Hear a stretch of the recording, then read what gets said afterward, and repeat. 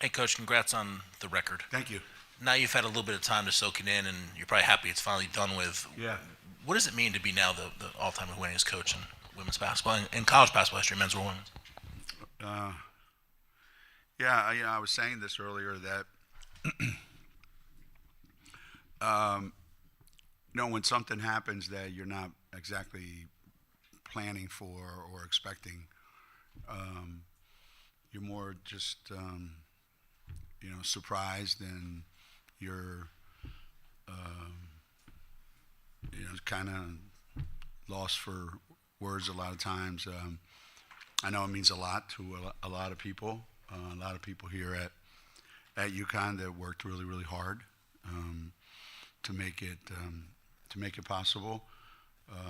You saw all the players here. Means a lot to them. Every single person that had a hand in all this, it means a lot to them to be a part of it, to come back and want to share in it. And I'm sure, when this season's over, I'll be able to, look back on it and think about it and see where, it all fits. We have practice tomorrow, so that's kind of where we are.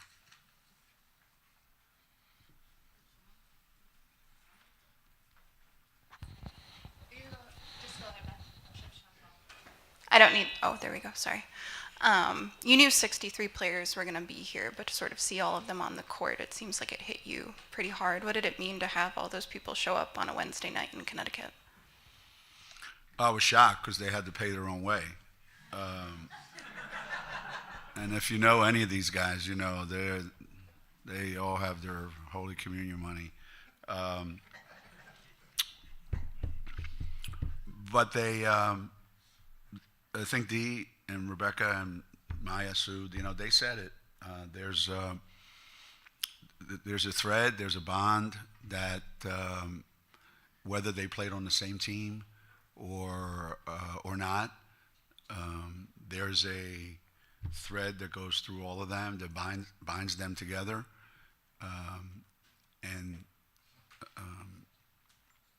for me, it made it easy to answer the question about how do I feel about what just happened, and you can just point over there and say, this is what I was fortunate enough to be able to have. Not every coach, actually not any coach in America has had the good fortune, the privilege to have the players that I've had. And they took a chance. The early years, the early teams, there was nothing here to offer them, so they were going on faith, and they took a risk by coming here. They believed in that there was something that we could do that was pretty unique or different, and I'm happy for them. I'm thrilled because they're gonna have a story that they're gonna tell, and they had whether they had a whole chapter because of who they were, or they just have one page, or whether they have one line in the story of UConn women's basketball, they all have a piece of it. And that's, that makes me feel really, really, really good.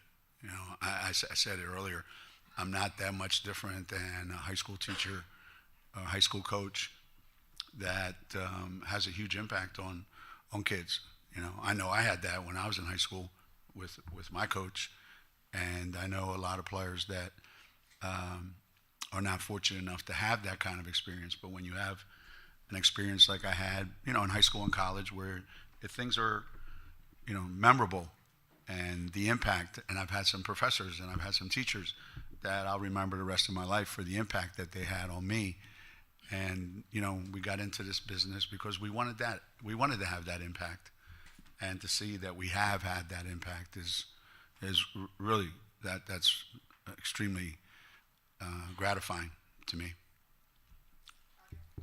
Geno, two game-related questions. First, how good was it to see AZ out there after a year away from the game? And then secondly, just talk about how quickly Sarah is kind of forming into shape right now. She just looks like one of your better players, if not your second best player. Yeah. AZ's waited a long time, obviously.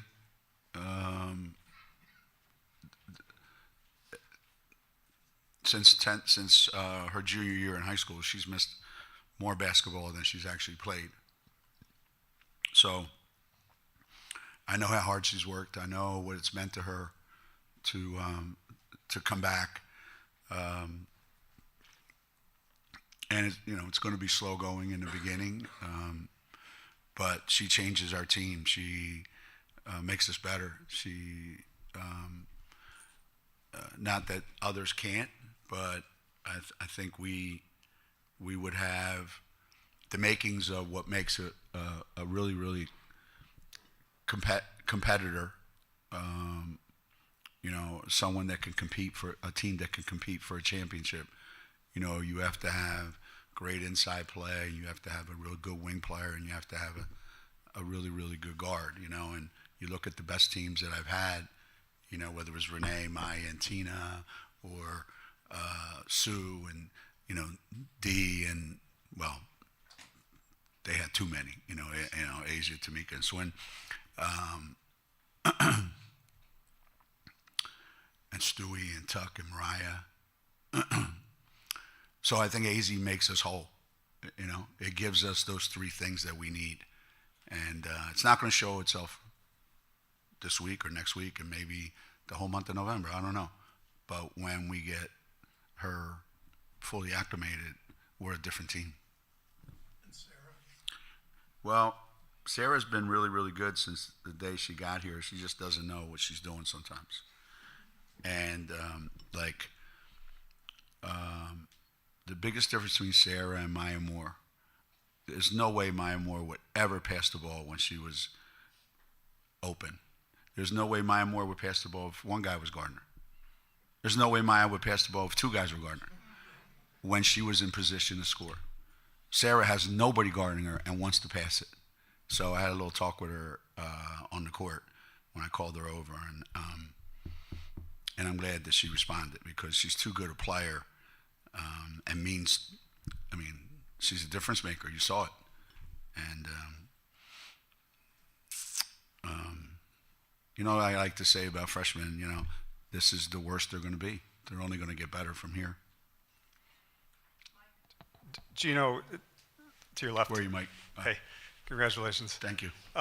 It's said that records are set to be broken, but 12-17, or really whatever you finish at, is probably going to be untouchable for a really long time, maybe forever. I don't know what you think about that, the possibility of someone else ever matching this. Yeah. The world's changed so much, the game's changing. The role of coaches is changing. I don't know that coaches are going to want to be spending 40 years doing the same thing in the environment that they're doing it in now, or they're asked to do it in now. So I would hope that there's some young coach out there that thinks that they can do it. And there may be, but the environment is more challenging than it's ever been. People treat coaches with less respect than they ever have. So they're really up against it if that's their goal. But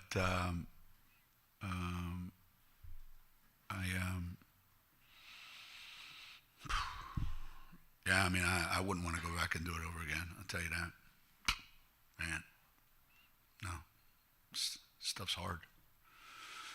Wears you out. It really does. I mean, it's all fun and games. Don't get me wrong. I worked in a steel mill, so I'm not complaining. Trust me.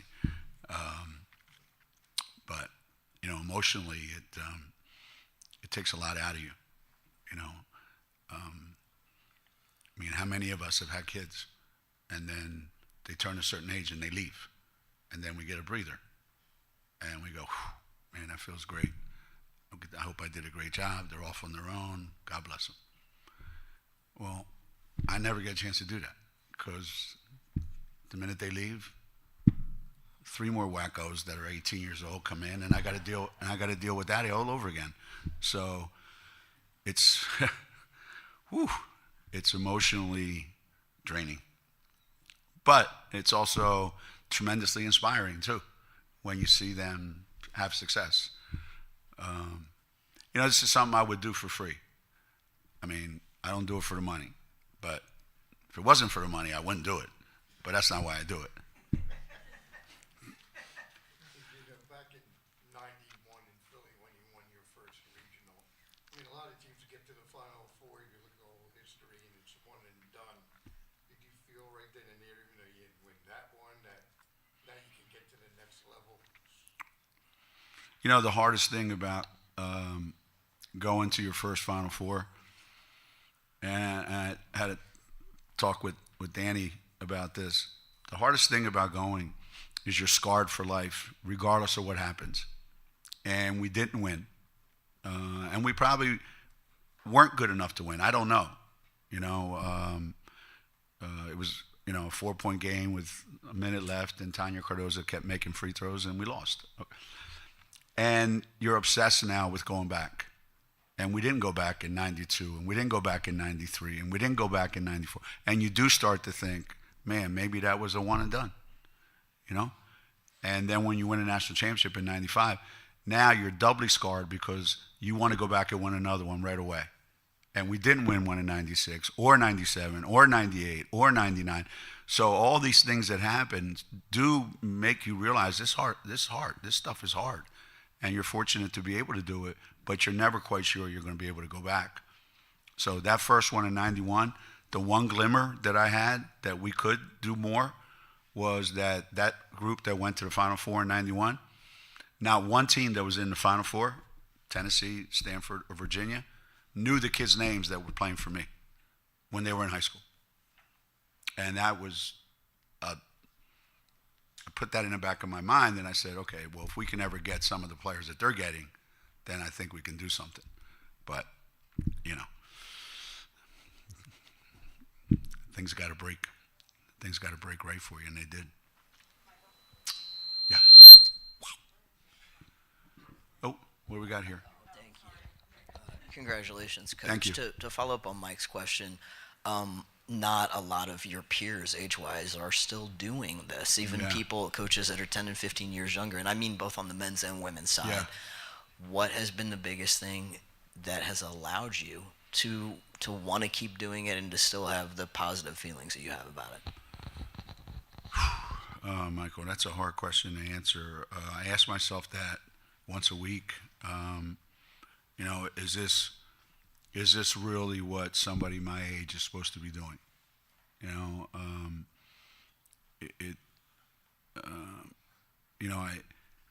You get a beautiful day, and we've had the greatest fall probably in Connecticut since I've been here in 40 years. And, all my friends texting me, hey, you want to play golf? I got to go to practice today. And then I'll go, what the hell's wrong with you? Like, why are you still doing this? So there's things I like to be doing. But then when I come to practice, I realize why I'm there. And it still feels important, and it still feels like it means something that I'm there. And when I get those feelings, if I'm flying back from watching a kid play, who's my grandson's age, and I'm thinking, what the hell, why am I why am I putting myself through this? But the answer always comes back because it still matters to me. It still matters, and it matters to a lot of people that I have a contact with. It matters to my assistants. It matters to my support staff. It matters to Chris, our equipment guy. It matters. It matters to those people. And you know, you wanna matter in life, right? All right, Emily, how long are you gonna wait? You talked about the toll that the injuries and everything have taken on you personally over the last couple of years. I mean, did it feel poetic for you to have tonight be the night that AZ came back and to have the reception she did and everything from the fans? Yeah, we've talked about it. Those, that cover us on a regular basis. I would say since COVID, nothing has been normal in my life, and a lot of people's lives were upended by COVID. And Paige was here during COVID, and so I've seen her try to manage that as a freshman, not even close to the college experience she expected, and then have to manage the injuries. So COVID leads to a reduced roster, which leads to heartache in the Final Four, which leads to the following year great optimism, and then heartache because we just lost a couple more players, and then optimism. Oh, we'll get everybody back next year, and then boom, it's taken from us again. And not to mention the personal, my personal loss or what happened to me, health-wise. So put them all together, and it's been a very, very difficult, 4-year period. But as bad as it was, while we were doing it, there was this sense of everybody we always play always comments on how many All-Americans we have. Like the teams that we beat in the Final Four or in the Final Eight are playing with walk-ons. Like, it's so funny, right? Like, we're the only ones that have All-Americans. So knowing that we're missing a lot of players and we're still able to have the success that we've had kind of made us feel like it's another opportunity to prove to everybody how tough we are, how good we are, how resilient we are. So we took it, all those setbacks, all those things that happened to me personally and to our team as an opportunity to show, who we are and what we're made of. I wouldn't want anybody else to go through it like it was those 4 years. But we came out of it on the other side in pretty good shape. And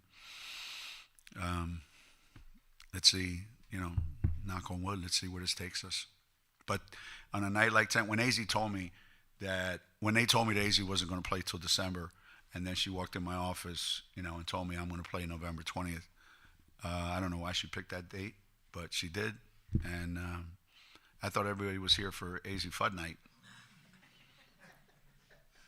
So I was pretty excited to be a part of AZ Fud Night. Your name is the one that's going to go. Hey. Hey. Your name is the one that's going to go in the record book, but obviously you and CD have done this together for the whole time. Just what's made it such a great partnership, and what was it about her all those years ago that made you want her on your staff? Yeah, this is kind of wearing itself out, this story about, how much CD means to me and all that. I think we need to go on another narrative and go how lucky she is to have been a part of me and how much I've helped her and, helped her overcome all her weaknesses and had to fix all her mistakes. And, she provided, I guess her biggest contribution was, her clothing that she wears on the sidelines. She wants to impress everybody. So she should be a Hall of Famer just for that. But I'm really kind of over it with CD. But the real answer you want is if she hadn't said yes when I asked her 40 years ago, it's safe to say that it wouldn't have happened. There's just too much involved. It's too big. There was too many things to do that I could never have been able to do. I'm not afraid to admit this. I've never kind of done much on my own. I mean, everywhere I've been, I've relied on other people to help me. I just picked the right people all the time. I've been fortunate in that respect. But if you left me by myself to do something, it wouldn't get done. No chance. No chance. Zero. The Philly thing, the way it all plays out was a little ironic that the other coach would be. Yeah, I know. I'm constantly reminded of how many of these coaches were playing when I was coaching. Stephanie was playing at Villanova when I was coaching at St. Joe's. And that was in 1978. All right? And it's mind-boggling to think that I'm at St. Joe's coaching. We're playing Villanova, and twice, or at least once back then, either at the old Cat House or at St. Joe's Fieldhouse.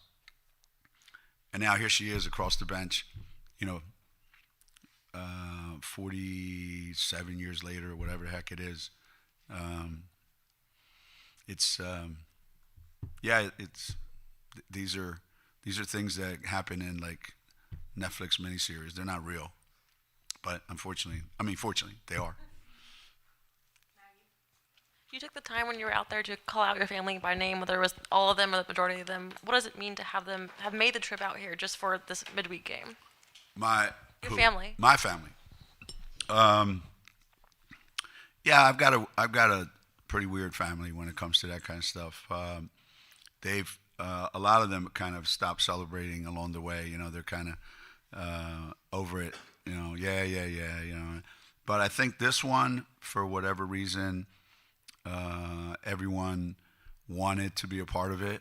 They don't all go to Final Fours all the time. They don't all, are part of, everything all the time. But for this particular one, they wanted to be a part of it. And I'm so glad, because we almost never have an opportunity to all be together. They live in Norristown, and we're up here, and there's just not as many opportunities as before. But and again, it's another reminder of how far this journey's been, and how incredible it is that I'm sitting here. Coach, you shot just 32% from three today. Way to ruin the goddamn party. Yeah, I know. Sorry. I just really want this quote. Yeah. But you had a plus 16 margin on the boards and a plus 28 margin in the paint. What does it mean for you to form that identity? What's your major? inside? Are you a student here? I am, yeah. What's your major? I'm a journalism major. Shit, I know it.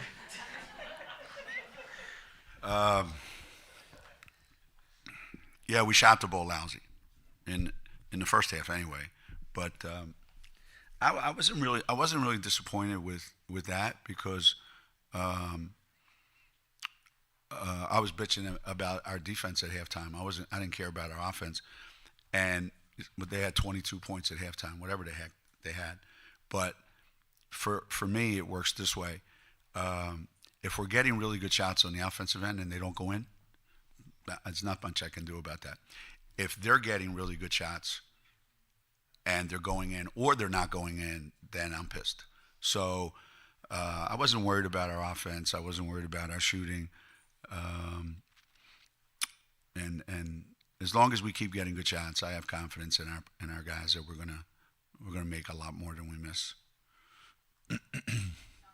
Yeah, Geno, as you kind of pointed out, the last 3-4 years have been, difficult times when you maybe couldn't even hard time fielding a team with enough players. Then it just struck me tonight. You've got AZ and Jana and KK checking in off the bench, and 3-4 people behind them ready to check in. Does that energize you, the idea that now that you're in this position, that this you might be looking at maybe one of your better teams when this year goes on. Yeah, I just wish that every time I reached in to put somebody in, they weren't a freshman or a young player, you know. But there's something to be said for only having 7 players or 8 players. The chemistry that you have. Substitutions are easy. Everybody gets to play a lot. Unfortunately, we haven't had the luxury of that. We as you said, it was a real struggle. The best thing about what's happening now is they compete, and they know that coach is going to give me an opportunity to play, and then what I do with it will determine when my next opportunity is. And we have options that we haven't had in a while here. I like the different combinations. That I like to think that we have players coming off the bench that can impact the game differently than the players that are on the court at that time. We're still trying to figure out what are the best combinations. Who fits best together. But it is a luxury that we haven't had in quite some time, and I would definitely say this is the best team that we've had, potentially the best team that we've had in I would say in the last 4 years, 5 years. Yeah. Geno over here. Just with all the pomp and circumstance, the alumni, the GOAT, the confetti. The GOAT. Jesus Christ, the GOAT. The GOAT. Can you imagine that? A real GOAT. You got to take it home? No, what? I scratched myself petting it. Between it all, is there a moment that you're going to take away the most or remember from tonight?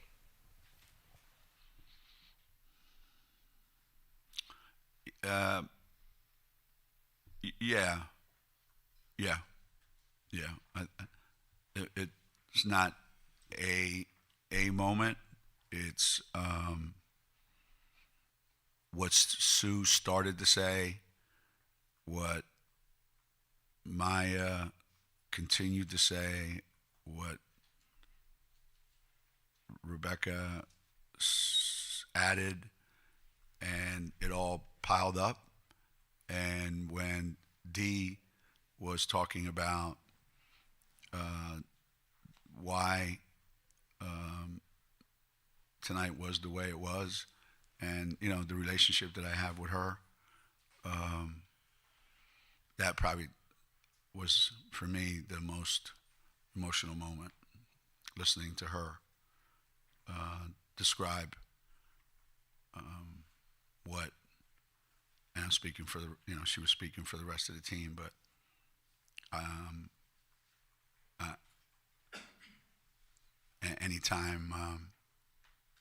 anytime Dee talks about her time here with me and this program, it's very, very, very emotional for me. So that's probably the biggest moment. Why is it so emotional for you? I just remember what we went through together, how much she meant to so many people here, what she meant to me, to my family, to my mom. She's just one of those unique people that comes into your life, and you're better off for having her in your life. And the people on the outside, they see the competitive, snarky Dee that will cut your heart out. But there's something about her that makes me feel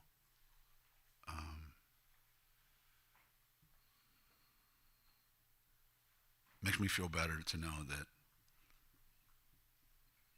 that she's in my world and I'm in hers.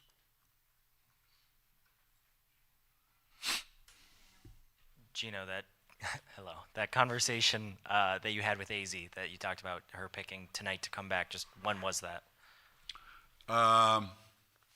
Well, since we announced it this morning, or when did we announce it? This morning. I would say it was last night, just to keep you guys happy. You can take it for what it's worth. I'm sorry, we're done. Thank you.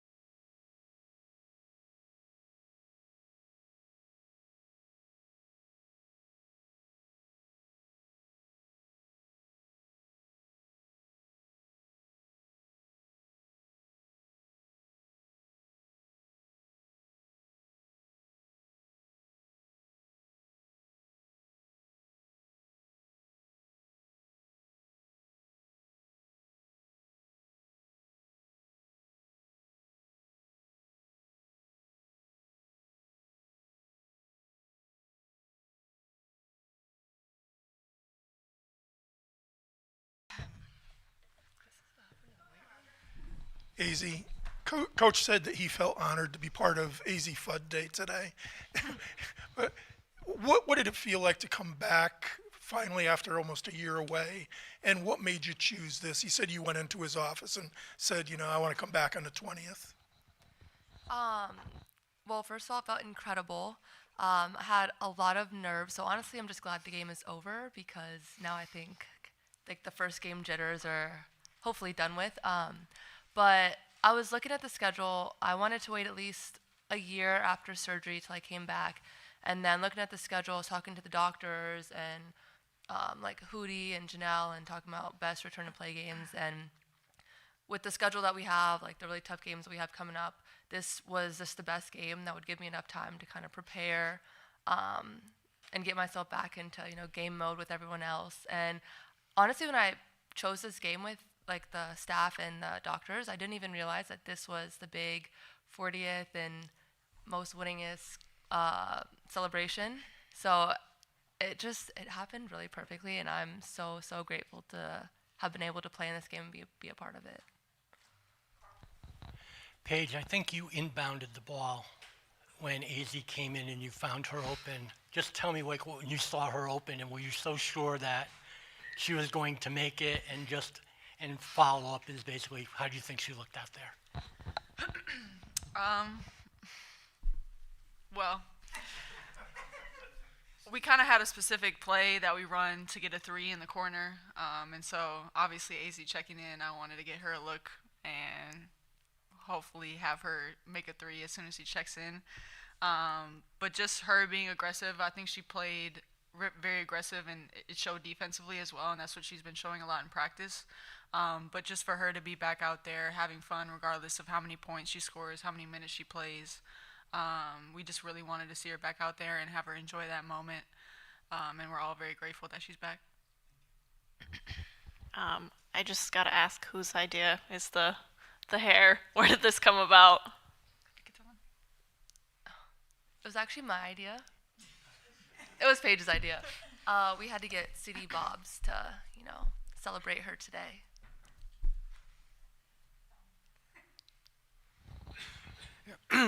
Paige, it seems like you guys have been the class that have gotten all of these milestones, right? 1,200 and now the 1216, 1217. You've kind of experienced this part of his career. When you think back on it, what do you feel like that means? What do you think that's going to mean when you look back on it years from now? I think it's just a testament to everybody who's came before and who have laid the foundation, and the coaching staff and what they've built and the longevity of it. And just to be a part of history, be a part of their story, be a part of their legendary program that they've built. It's what we all came here to be a part of, and we're extremely grateful for it. And it's amazing to be a part of this.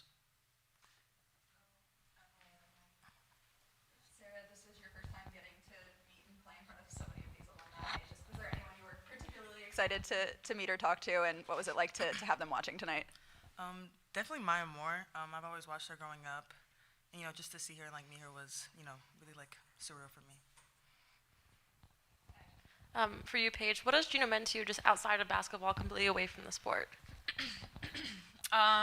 He's meant a lot. I think I've come to him, especially during my freshman year and the years after that, about pressure and dealing with outside noise and just the expectations that get put on you by other people, but also yourself. And he's been living that for 40 years now. Just the expectations, the pressure, the outside noise, the people who like him, the people who don't like him, and he has every answer to every question you could ever ask him. So just knowing I can go to his office at any point, ask him anything, ask him for a favor, ask him for this, ask him for that.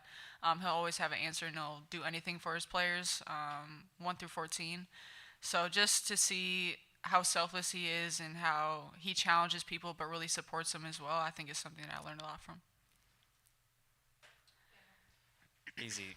When you went to check in, the team got a photo of you sitting there with a big smile on your face on the sideline, and then Jana behind you. Just can you take us into that moment and what you were feeling getting ready to come in for the first time in over a year? A lot of just excitement and nervous what's the word? Just like nervous excitement. Like I was nervous, but just so excited. I was so happy to be out there. And I was talking to Paige about it earlier, just how like I just wanted to play, like, and I was nervous to miss, nervous to not play well, and just like it doesn't matter because you're out there. You can miss, you can airball, you can do whatever, but you're out there playing. And so I kind of took that to heart, and like I could have made all my shots, I could have missed all my shots, I kind of did, but like I'm just so grateful to be out there again, and I'm so happy, so excited to be playing with my teammates. Paige, can you just talk about how CD responded to your hair? She said we ate, but we didn't eat as hard as she does, but I think we ate. Yeah. Yeah. All right, thank you guys. Thank you.